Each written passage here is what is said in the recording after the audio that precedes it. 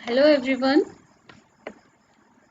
पिछले लेक्चर्स में हमने बेंजीन के सारे बेसिक कॉन्सेप्ट्स पढ़ लिए हैं, जिसमें हमने स्ट्रक्चर ऑफ बेंजीन के बारे में पढ़ा, ऑर्बिटल्स के बारे में पढ़ा, कैसे ऑर्बिटल्स का रिप्रेजेंटेशन होता है, क्या क्या उसके एरोमेटिक कैरेक्टर्स होते हैं।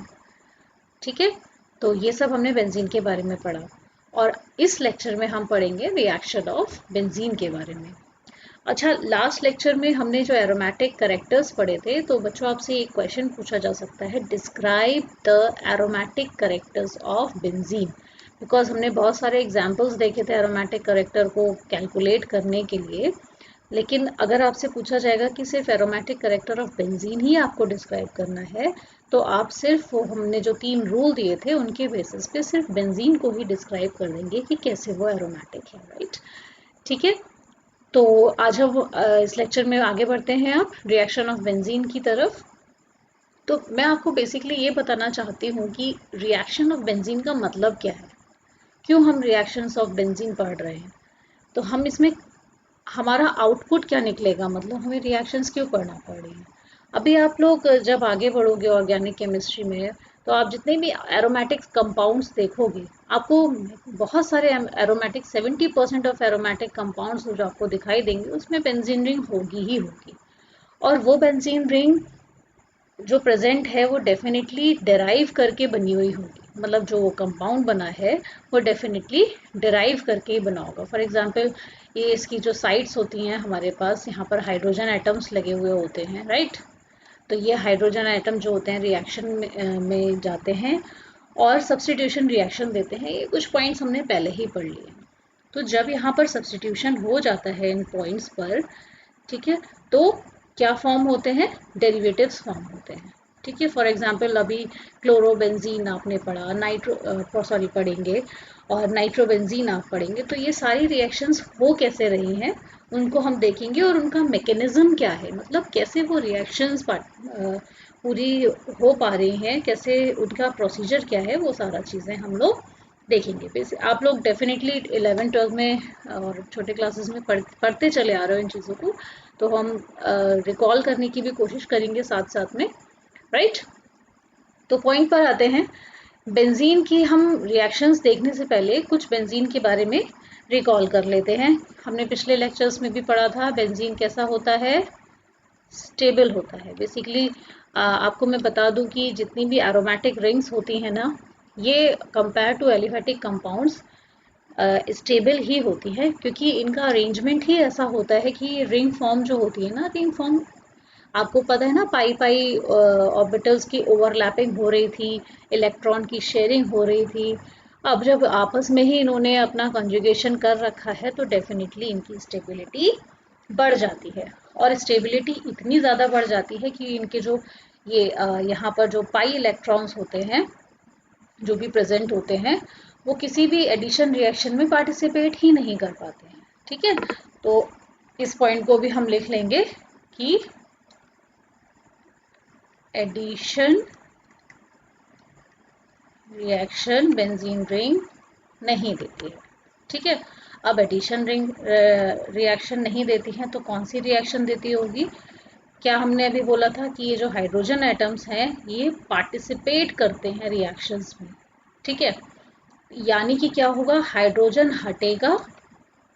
ठीक है, हाइड्रोजन हटेगा और कोई यहाँ पर इलेक्ट्रोफाइल आकर लग जाएगा। अभी आप ध्यान देना, मैं 2 चीज़ें बोल रही हूँ। ठीक है, पहली चीज़, हाइड्रोजन हटेगा और इलेक्ट्रोफाइल आके लग जाएगा। तो ये जो हटना और लगने की प्रोसेस है, इसे हम क्या कहेंगे, सब्स्टिट्यूशन। ठीक है, तो इसका मतलब बेंजीन कौन सी रिएक्शंस देती हैं, सब्स्टिट्यूशन। दूसरा पॉइंट मैंने अभी बोला, इलेक्ट्रोफाइल आकर यहाँ पर अटैक करेगा। इलेक्ट्रोफाइल आके अटैक कर रहा है, मतलब कि एक ऐसी मॉइटी आकर अटैक कर रही है जो कि इलेक्ट्रॉन लविंग है, जो कि इलेक्ट्रॉन लविंग है, जिसे कहते हैं हम इलेक्ट्रोफाइल। ठीक है, तो इलेक्ट्रोफाइल आके अटैक कर रहा है, इसका मतलब जो बेंजीन खुद है, तो benzene itself a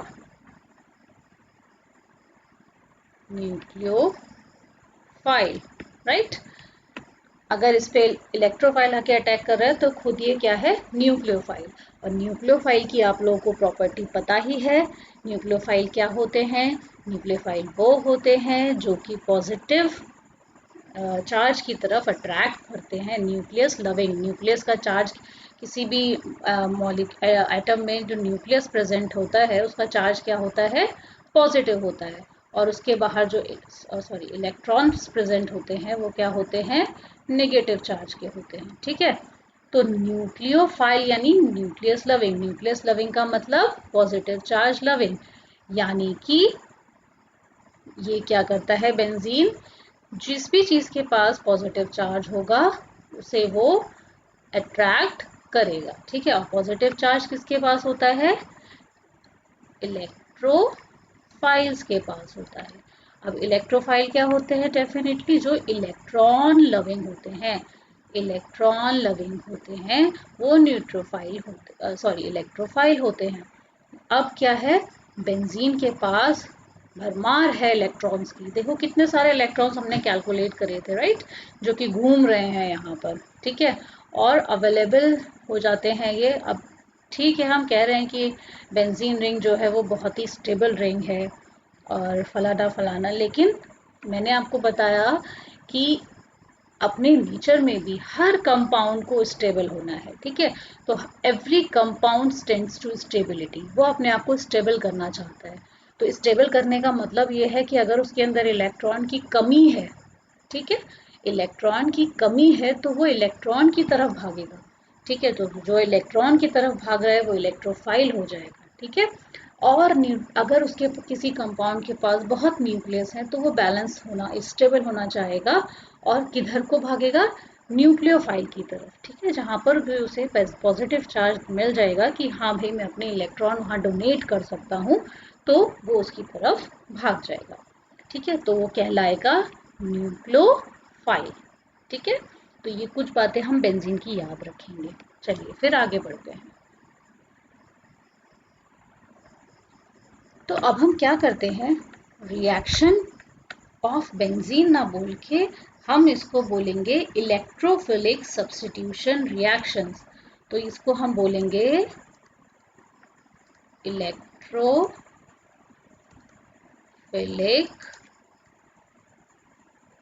substitution reactions. ठीक है, किसकी, ऑफ बेंजीन। अभी हमने क्या डिस्कस किया था, सब्स्टिट्यूशन होता है और किससे होता है, इलेक्ट्रोफाइल से होता है। तो हमने इसे बोल दिया electrophilic substitution reaction of benzene. तो इलेक्ट्रोफिलिक सब्स्टिट्यूशन रिएक्शन होती क्या है, होता क्या है, जैसे कि हमारे पास है कोई भी एक compound, for example A B compound है। ठीक है, अब ए बी क्या कर रहा है, इलेक्ट्रोफाइल से रिएक्ट कर रहा है। और रिएक्ट करने में मतलब यहाँ पर क्या हो रहा है, इलेक्ट्रोफिलिक सब्स्टिट्यूशन हो रहा है।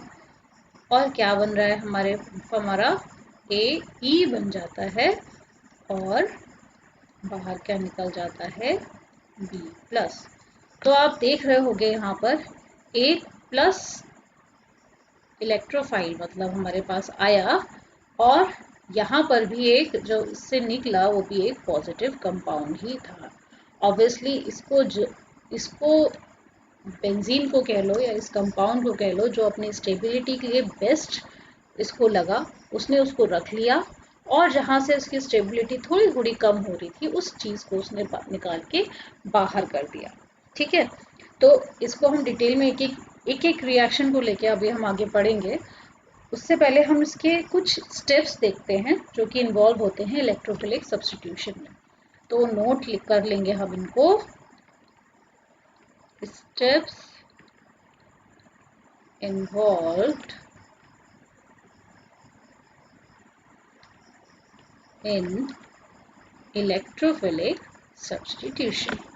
ठीक है, तो पहला स्टेप हमारा होगा, ऑब्वियसली जब हमारे पास एक इलेक्ट्रोफाइल आया है तो वो कहीं से प्रकट तो हो नहीं गया होगा, तो डेफिनेटली इलेक्ट्रोफाइल को बनाने की ज़रूरत पड़ेगी पहले। ठीक है, तो वो इलेक्ट्रोफाइल कैसे बनेगा उसको हम पढ़ेंगे। स्टेप, उसका पहला स्टेप जो होगा,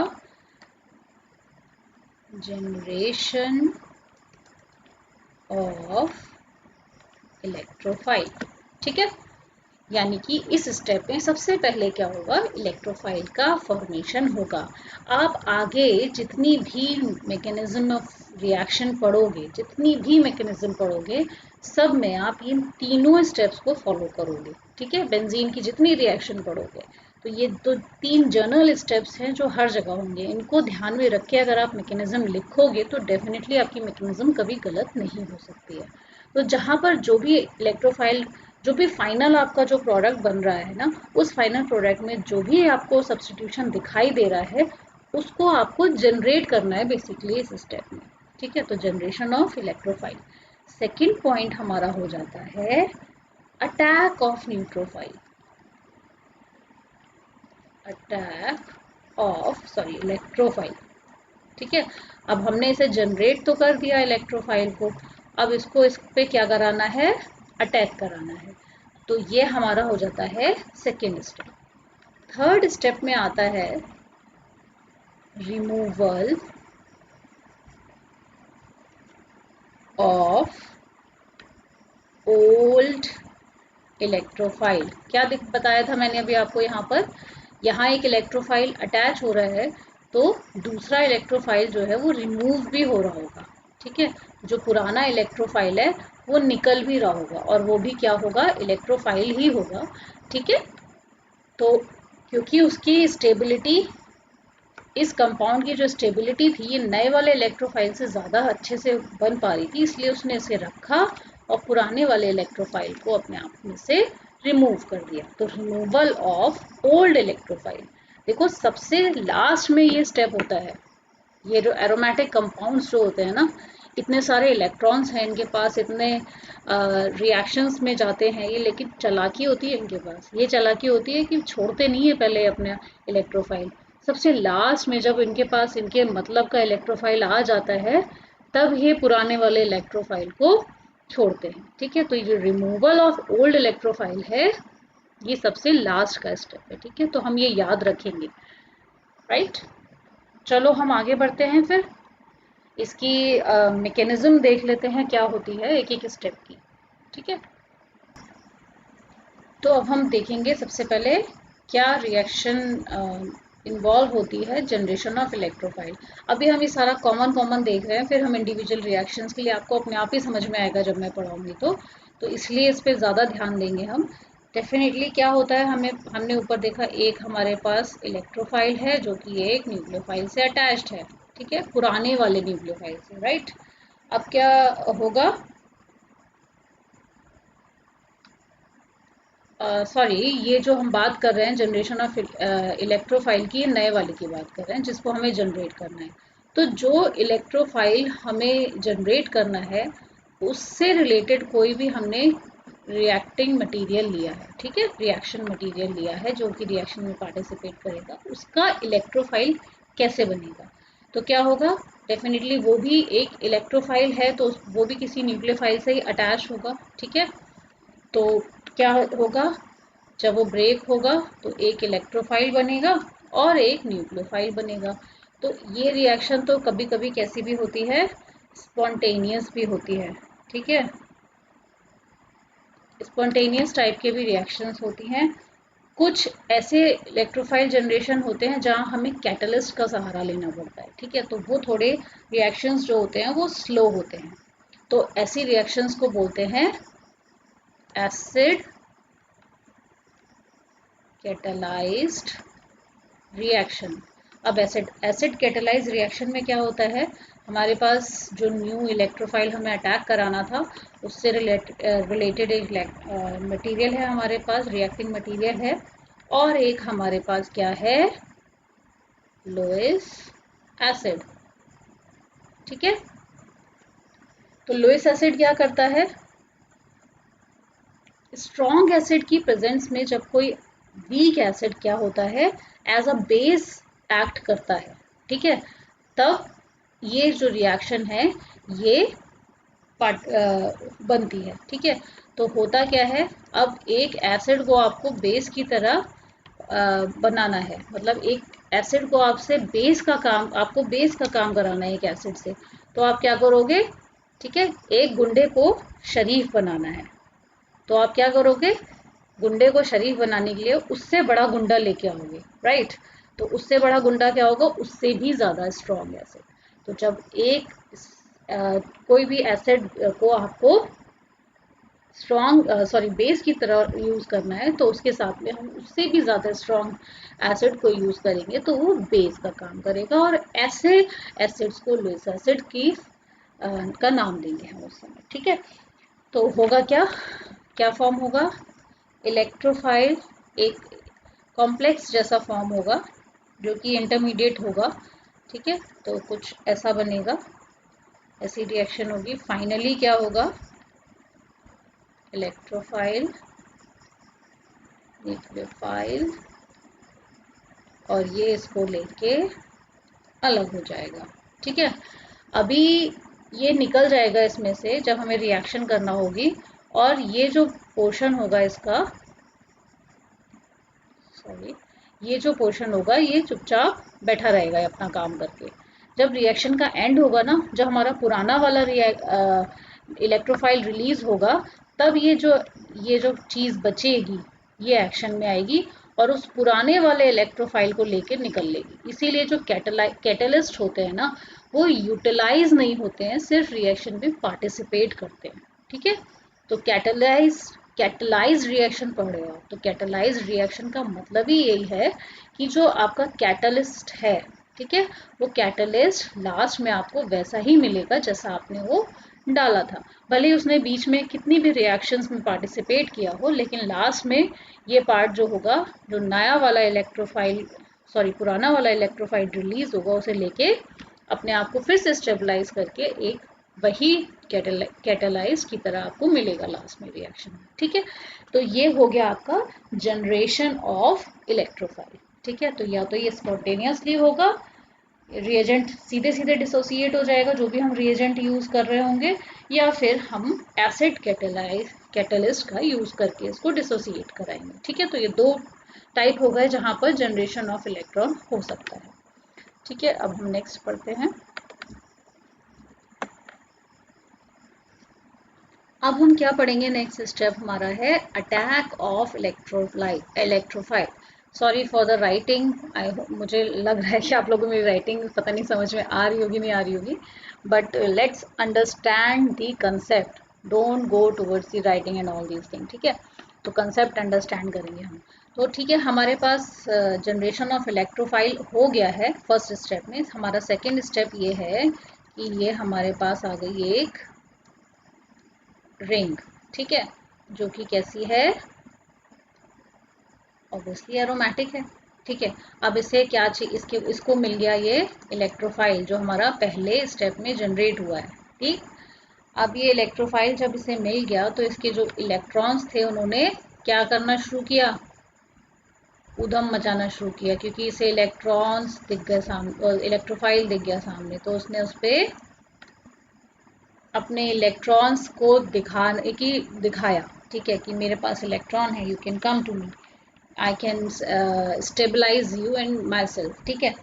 तो क्या करता है ये इलेक्ट्रोफाइल, इसके पास चला जाता है। अब जैसे ही इलेक्ट्रोफाइल इसके पास जाता है, तो एक कॉम्प्लेक्स फॉर्म होता है जिसको हम कहते हैं, इलेक्ट्रोफाइल को हम ऐसे रिप्रेजेंट कर रहे हैं, वो इसलिए रिप्रेजेंट कर रहे हैं क्योंकि हमारे पास देखिए बहुत सारे हाइड्रोजन एटम है, 6, ठीक है। तो जब पहला आपके पास सब्स्टिट्यूशन रिएक्शन होता है हाइड्रोजन के ऊपर, सॉरी बेंजीन के ऊपर, तो आपको नहीं पता कि ये कौन से हाइड्रोजन पे जाके लगा है। तो जो आपने ऑर्थो मेटा पैरा पोजिशंस पढ़ी हैं वो आप बाद में पढ़ोगे। जब आप पहला सब्स्टिट्यूशन कर लेते हो, तो जहाँ भी पहली बार में लगता है, ठीक है, इलेक्ट्रोफाइल, तो जहाँ पहला इलेक्ट्रोफाइल लगेगा उसके बाद डिसाइड होता है कौन सी ऑर्थो मेटा पैरा पोजिशंस है। उससे पहले जो है इस इलेक्ट्रोफाइल के लिए सारी पोजीशंस बराबर हैं, ठीक है। उससे पहले ये सारी पोजीशंस इसके लिए बराबर हैं, इसलिए हम इसको ऐसे रिप्रेजेंट कर रहे हैं, ठीक है। एक एरो लगाते हैं और उससे रिप्रेजेंट करते हैं इलेक्ट्रोफाइल को, और ये इंटरमीडिएट स्टेप भी है, ठीक है, तो इसलिए इसको ऐसे रिप्रेजेंट कर रहे हैं। तो हमने इसको रिप्रेजेंट कर दिया। ये बात ध्यान रखेंगे आप, जो मैं बीच बीच में इंपॉर्टेंट पॉइंट्स बताती हूँ इनको नोट कर लिया करिए, ठीक है। तो ये स्टेप का हम ध्यान रखेंगे। अब इस कॉम्प्लेक्स को कहते हैं पाई कॉम्प्लेक्स 1, ठीक है, रोमन में लिख लेते हैं 1। तो ये पहला पाई कॉम्प्लेक्स बना, ये तो फटाफट बन जाता है, जैसे इलेक्ट्रोफाइल बनता है तो पाई कॉम्प्लेक्स 1 तो जल्दी से बन जाता है। नेक्स्ट जो स्टेप आ रहा है हमारे पास वो थोड़ा स्लो स्टेप है, क्योंकि स्लो स्टेप में क्या होता है, एक कॉम्प्लेक्स फॉर्म होता है। अब हुआ क्या, चलो पहले यहीं से शुरू से ही देख लेते हैं, उसके बाद जो फाइनल इसकी बनेगा इसमें वो बताएंगे आपको। हुआ क्या, इलेक्ट्रोफाइल ने अटैक किया, ठीक है, यहाँ एक हाइड्रोजन है फॉर एग्जांपल। तो इलेक्ट्रोफाइल ने जब अटैक किया इस जगह पर, तो क्या हुआ, एक बॉन्ड ये था, एक बॉन्ड ये, तो ये बॉन्ड ब्रेक हुआ, ये वाला जो कार्बन है ना ये खतरे में आ गया, इसे लगने लगा अब मेरी स्टेबिलिटी तो गई। तो यहाँ पे क्या आ जाता है, पॉजिटिव चार्ज आ जाता है, और यहाँ आपको दिखाई देगा, मान लो ये इलेक्ट्रोफाइल अटैच। हम इसे डॉटेड लाइन से इसलिए करते हैं बिकॉज ये पोजीशन अभी दोनों ही चीज़ें आपको ओल्ड इलेक्ट्रोफाइल और न्यू इलेक्ट्रोफाइल दोनों दिखाई दे रहे हैं, ठीक है, इसलिए हम इसे डॉटेड लाइन से ही रिप्रेजेंट करेंगे। इसको सही से लिख लेते हैं ना, ठीक है। अब क्या हुआ, नेक्स्ट क्या होगा, अब आपको पता ही है ना, अभी आपको बताया ही था, ये कार्बन खतरे में जब आ गया तो इसने क्या किया, फटाक से जो बगल वाला कार्बन था ये वाला, इसको काबू में लिया और इसने जंप मारी अपने आप को स्टेबल करने के लिए, ठीक है। तो हुआ क्या, यहाँ पर तो बॉन्ड फॉर्मेशन हो गया, अगेन इसको लिख के चलो, यहाँ पर तो बॉन्ड फॉर्मेशन हो गया, और ये जो कार्बन है अब ये खतरे में आ गया। अब इसने क्या किया, इसने फिर से छलांग मारी अपने आप को स्टेबल करने के लिए इस बॉन्ड की तरफ, ठीक है। तो इस बॉन्ड की तरफ जब छलांग मारी तो जो नेक्स्ट कंपाउंड बना, सॉरी इंटरमीडिएट बना, वो कुछ ऐसा बना, यहाँ पर पॉजिटिव चार्ज आ गया, और यहाँ हमारे पास H और इलेक्ट्रोफाइल था ही पहले से, ठीक है। तो यहाँ बॉन्ड आ गया आपके पास, एक बॉन्ड ये आ गया, एक बॉन्ड ये आ गया, तो देखो यहाँ पर कंजुगेशन हो रहा है अभी भी। तो अब ये मॉलिक्यूल इस समय कर क्या रहा है, ये मॉलिक्यूल अपने आप को स्टेबल करने की कोशिश कर रहा है, ठीक है। तो फाइनली जो हम इसको रिप्रेजेंट करते हैं वो ऐसे करेंगे,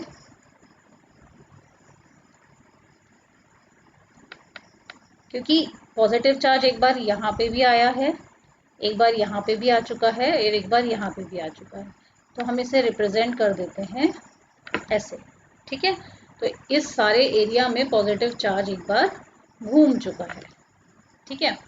यहाँ पर आपका हाइड्रोजन तो लगा ही है, इलेक्ट्रोफाइल लगा ही है, ठीक है। तो अब हम क्या कहते हैं, ये जो हमारा कॉम्प्लेक्स बना है इसको हम बोलते हैं सिग्मा कॉम्प्लेक्स। क्वेश्चन आता है, तो क्या क्वेश्चन आता है, एक ऐसे इंटरमीडिएट का नाम बताइए जो कि इलेक्ट्रोफिलिक सब्स्टिट्यूशन में एक स्टेबल इंटरमीडिएट फॉर्म करता है, ठीक है। तो समहाउ स्टेबल इंटरमीडिएट फॉर्म करता है, तो वो आपको ऑप्शंस मिल जाएंगे उसमें, पाई इलेक्ट्रॉन, सिग्मा इलेक्ट्रॉन, या फिर पाई कॉम्प्लेक्स, सिग्मा कॉम्प्लेक्स। तो इस टाइप के क्वेश्चन में आप याद रखना कि आपका जो इंटरमीडिएट फॉर्म हो रहा है वो समहाउ क्या है, स्टेबल है, ठीक है। तो स्टेबल होने का मतलब ये बिल्कुल भी नहीं है कि ये बिल्कुल ही स्टेबल हो गया, बिल्कुल ही स्टेबल हो जाएगा तो इसके बाद ये रिएक्शंस ही खत्म हो जाएंगी, ठीक है। तो रिएक्शंस जब तक चल रही हैं, जब तक हमें एंड प्रोडक्ट नहीं मिल रहा और कम्प्लीटली स्टेबल कंपाउंड नहीं मिल रहा है, तो ये इसका मतलब ये बिल्कुल भी नहीं है ये कम्प्लीटली स्टेबल है, ये कुछ हद तक स्टेबल है कंपेयर टू पाई कॉम्प्लेक्स। ठीक है, तो जैसे पाई कॉम्प्लेक्स था वो बहुत ही अनस्टेबल फॉर्म था, कहीं पर भी इलेक्ट्रोफाइल आके अटैच कर गया था, तो अब वो अपने आप को स्टेबलाइज करते करते करते करते क्या फॉर्म हो जाता है, सिग्मा कॉम्प्लेक्स फॉर्म हो जाता है। अब जो सिग्मा कॉम्प्लेक्स जो होता है अब मूव करता है किसकी तरफ, नेक्स्ट हमारा बन जाता है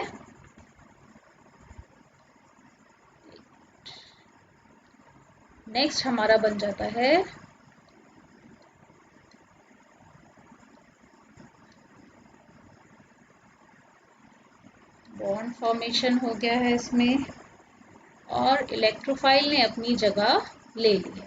ठीक है, अब यहाँ पर क्या है, ये जो पुराना वाला ओल्ड आपका इलेक्ट्रोफाइल था उसका कुछ अता पता नहीं है कि वो कहाँ जाए अब। ठीक है, तो इस कॉम्प्लेक्स को कहते हैं पाई कॉम्प्लेक्स सेकेंड, राइट। तो ये आपका कॉम्प्लेक्स बन जाता है पाई कॉम्प्लेक्स सेकेंड। अब क्या है, अब होता क्या है, पाई कॉम्प्लेक्स से आपका क्या बनता है, एक नेक्स्ट स्टेप है जिसमें क्या होता है, फाइनली ये जो आपका ओल्ड वाला इलेक्ट्रोफाइल था वो रिमूव हो जाता है और नया वाला इलेक्ट्रोफाइल इस पे लग जाता है। तो वो आप याद करेंगे तो आपने ऊपर फर्स्ट स्टेप में क्या आपके पास एक आया था, दूसरा पुराना वाला क्या बचा था आपके पास, इलेक्ट्रोफाइल बचा हुआ था, तो इसमें से जो हाइड्रोजन एटम निकला, ठीक है, वो इसके साथ अटैच हो जाएगा और क्या निकल जाएगा, BH यहाँ पर निकल जाएगा। फाइनली हमारा जो ओल्ड वाला इलेक्ट्रोफाइल था वो रिमूव हो गया। तो अब हम इस स्टेप को स्टेप थर्ड मेंशन कर सकते हैं। ठीक है, तो ये आपकी थी एक journal procedure, journal mechanism for all electrophilic substitution on benzene. तो आप हम जब भी अब आगे पढ़ेंगे बाकी के सब्स्टिट्यूशन रिएक्शन बेंजीन के ऊपर, तो हम इसी को बेस मान के चलेंगे। तो मैं आपसे उम्मीद करती हूँ कि आप इसको बहुत अच्छे से बाय हार्ट कर लेंगे और इन स्टेप्स को ध्यान में रखते हुए ही हम आगे की रिएक्शन के स्टेप्स को अपने आप बनाने की कोशिश करेंगे, उनकी मैकेनिज्म को, और आपको खुद ब खुद समझ में आ जाएगा कि कैसे मैकेनिज्म उसकी हो रही है। ठीक है, तो मिलते हैं नेक्स्ट लेक्चर में। आई होप ये लेक्चर आप लोगों को समझ में आ गया होगा और थोड़ा सा प्रैक्टिस करें इसे, जिससे कि हम नेक्स्ट लेक्चर में रिएक्शन मैकेनिज्म और डेरिवेटिव्स अच्छे से बना पाएँ। Right, thank you, have a nice time.